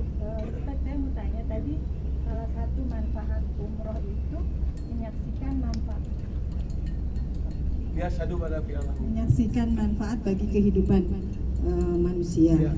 Terus kenapa setiap kita haji atau umroh itu ada kejadian yang kontan? Apakah itu maksudnya menyaksikan? Maksudnya kita takut itu membicarakan orang terus terjadi gitu. Iya, iya. Saat itu juga gitu. Apa itu yang maksudnya menyaksikan? Bisa itu menyaksikan yang versi yang menurut saya versi yang lebih rendah lah. Ya, karena orang yang tidak mengerti pun banyak yang merasakan itu. Tapi kalau menyaksikan yang dimaksud di sini, menyaksikan manfaat untuk dia bawa ke kehidupan. Nah itu, jadi kalau boleh dibuat level yang menyaksikan, misalkan tadi tiba-tiba nggak bisa ngomong, itu level 1. Ini level 10 yang bisa kita utilisasi, kita pergunakan untuk kehidupan kita. Gitu. Jadi, oh ini toh pelajarannya nih. Besok saya akan kembali ke Indonesia menjadi orang yang seperti ini. Nah itu menyaksikan loh. Gitu, ya. Lagi yang lain?